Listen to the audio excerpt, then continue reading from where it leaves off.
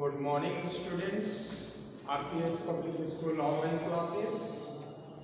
Student, as I just given some information concerning your study in the previous videos, and the new chapter, not a new, it was already familiar to all of you, and it's just a kind of revision now. That's why this chapter has been selected today. The poem, the tiger, the poem has been just chosen today for videos, and it is written by William Blake, a very renowned writer, poet who has written this. तो यहाँ पर मैंने कुछ स्टेंजेस मैंने लिखे जो already आपके book में है। स्पेशली हम इस पर फोकस करना चाहेंगे, और इस पोएम के आने के पहले, इसको पढ़ाने के पहले, मैं जो विलियम ब्लेक ने जो ये पोएम लिखी है वो उनका इंटेंशन क्या है, और क्योंकि ये 1794 की बात है, उस समय के लगभग ये कविता लिखी गई थी। और सबसे पहले आपको लगता होगा इस पोएम में टाइगर का जो स्पेलिंग है TIGER होना चाहिए, तो यहाँ पर लिखा गया है TYGER, जैसा कि आपको बुक में दिया गया है। इसके बारे में मैं बताऊंगा। इसको बताने के पहले मैं एक बात और करना चाहता हूँ, इसको स्टार्टिंग करने के पहले, कि जो गॉड का क्रिएशन है, यानी सुपर नेचुरल पावर, जिसने सारी दुनिया को बनाया, जितने भी क्रिएचर्स हैं उनका निर्माण किया, उसमें बहुत सारे क्रिएचर्स ऐसे हैं जो क्रूअल भी है, क्रूर भी है। कुछ क्रिएचर्स हैं जो काफी दयावान भी है।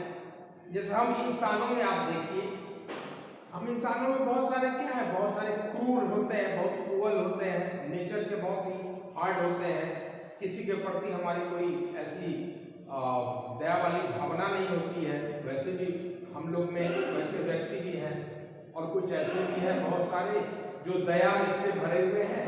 किसी के तकलीफ को देखते हैं तो तुरंत वो उसकी मदद के लिए आ जाते हैं, और उसका हर तरह से उनका जो है जिस तरह से बन सके उनके लिए वो हेल्पफुल साबित होते हैं। हमारे इतिहास में भी आपने पढ़ा होगा कि बहुत सारे क्रूर राजाओं ने शासन किया, और उन्होंने बहुत लोगों को जान से मारा भी। जैसे आपको हिटलर के बारे में जानते होंगे। हिटलर भी एक नेचर का एक क्रिएशन था। हिटलर भी इंसान के रूप में आया, हम ही लोग की तरह था, लेकिन उसकी सोच इतनी क्रूर थी कि कितने नाजीज लोगों का उसने कत्लेआम करवा दिया। तो मास में उसने कत्लेआम करा दिया। तो ये उसका एक नेचर था। ये नेचर देने वाला कौन? आखिर ये नेचर प्रोवाइड किया किसने? उस सुपर नेचुरल पावर ने, जिसने हम सबको बनाया, और उसके हाथों दोनों चीजें हुई है। अच्छी चीजें भी बनी और बुरे चीजें भी बनी।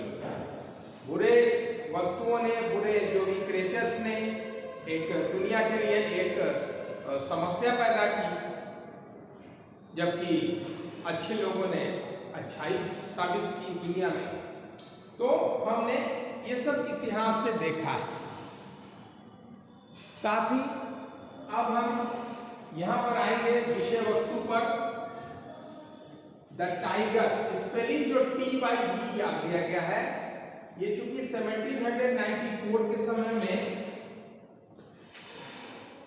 इस पोएम का क्रिएशन हुआ था, उसी के लगभग में, तो उस वक्त जो टाइगर का स्पेलिंग था वो प्रिविलेंट था, TY करके था। बाद में धीरे धीरे अपडेशन हुआ और फिर हम TY से TI में आ गए।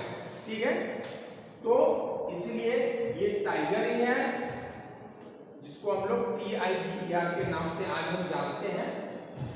इसके लिखने वाले हैं, इस पोएम को लिखने वाले हैं विलियम ब्लेक।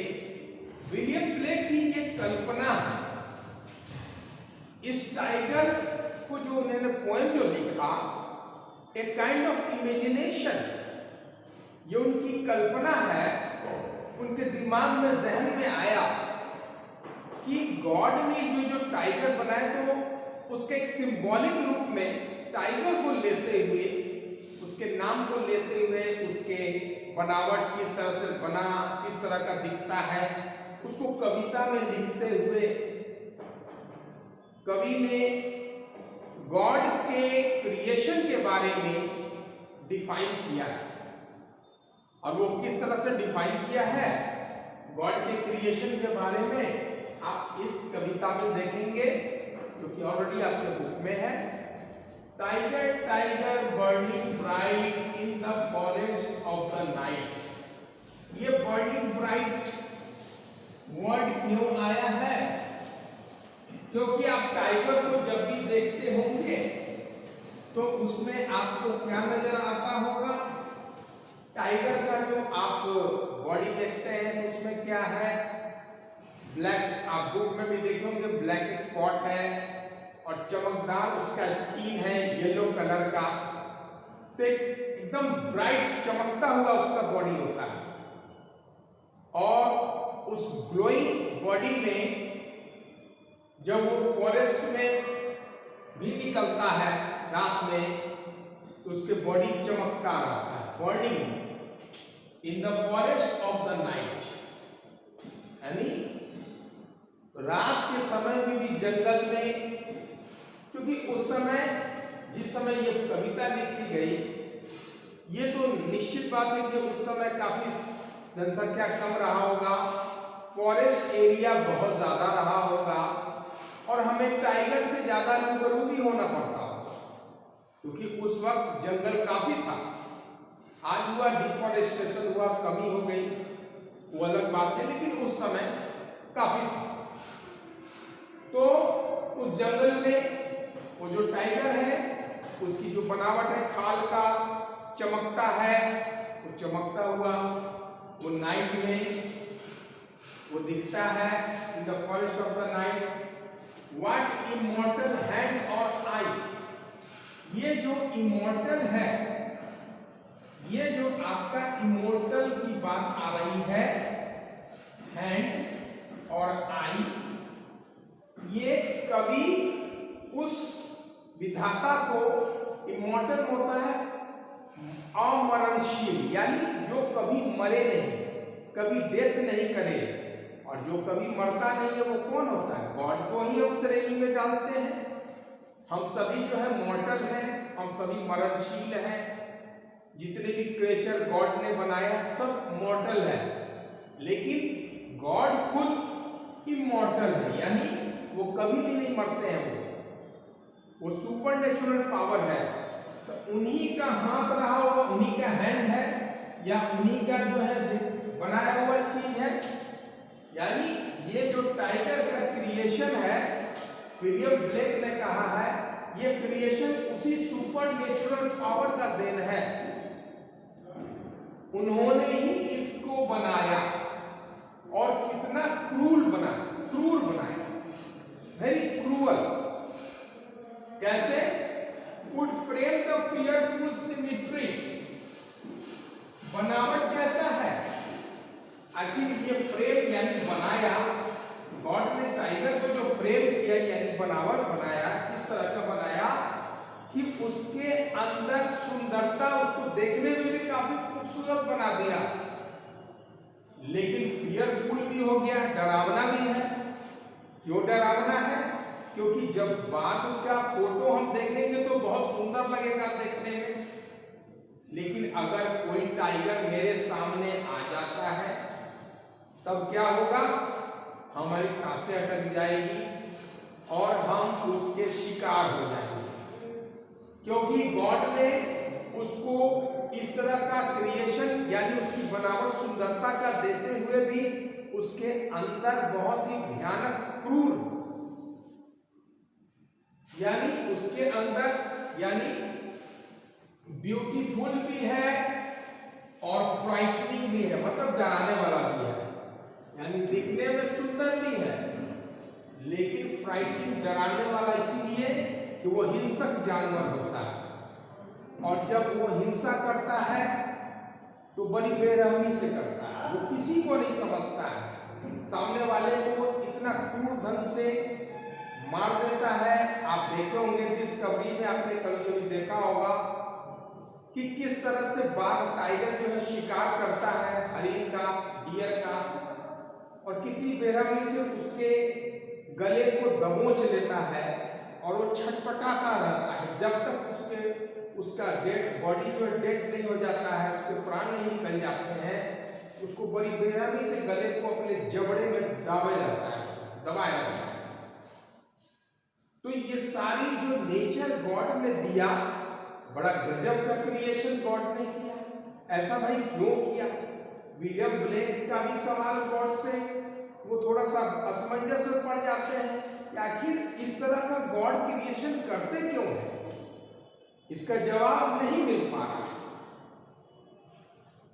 अच्छे बनाते हैं, अच्छी बात है, लेकिन उसके साथ इस तरह का उनका क्रिएशन करने के पीछे आखिर क्या मंशा है? वो क्या सोच रहे हैं कि इस तरह का क्रिएशन उन्होंने कर डाला, दिखने में सुंदर बना दिया, खाल इतना सुंदर बाघ का, काला ब्लैक स्पॉट और येलो जो है कलर का स्किन, उसके ऊपर रुआ खूब अच्छा रेशेदार।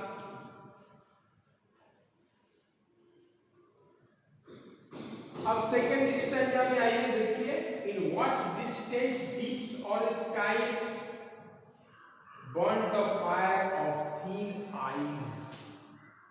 इन व्हाट डिस्टेंट, डिस्टेंट मतलब काफी दूरी पर। गॉड का एग्जिस्टेंस हमसे काफी दूर है। ऐसा तो हम कहते हैं कि ईश्वर हर जगह है, लेकिन जो क्रिएटर है उसको कवि ने काफी दूर भेज दिया है जहां से उसने इस चीज को क्रिएट किया। तो काफी दूर पर डीप्स, डीप्स मतलब पाताल की तरफ, काफी नीचे, या स्काइज यानी हेवेंस में, स्वर्ग में। कहीं ना कहीं गॉड ने इन सभी जगहों से उसका क्रिएशन किया, उसको बनाया। गॉड के दिमाग में क्या आया कि इस तरह का टाइगर का निर्माण गॉड ने किया? उनके मन में आखिर मंशा क्या रही है? क्योंकि इतना हिंसक जानवर जो दहशत भर जाता है, देखते हैं तो अच्छा लगा, फोटो आता है तो सही लगता है, लेकिन एक्चुअली में अगर हमारे सामने बाघ आ जाए, टाइगर आ जाए, तो हमारी जान पर आफत आ जाती है। तो ये विलियम ब्लेक के लिए बड़ा आश्चर्य था कि गॉड का क्रिएशन के पीछे उद्देश्य क्या था। Burn the fire of thine eyes, बाघ की आंखों से यहां पर कहा गया कि burn the fire of thine eyes. God ने जो आंखें बनाई उसकी, जैसे आंख में आग का गोला रख दिया हो, यानी इतना गुस्से में। क्योंकि जब भी हम टाइगर के आंखों की तरफ हम देखते हैं तो लगता है जैसे उसके आंखों से ज्वाला निकल रही है, आग निकल रहा है। आखिर ये आग निकल क्यों रहा है? आखिर गॉड ने ऐसा क्रिएशन किया, उसकी आंखों को इस तरह से बना दिया, उसके अंदर इतनी फायर वाली आंख बना दी कि जब वो किसी को देखता है तो लगता है जैसे आग मतलब भयानक ढंग से वो, उसकी जो आंखें हैं वो गुर्राती है किसी के ऊपर में ही, और ऐसा लगता है उसकी आंखों से फायर निकल रहा, आग निकल रहा।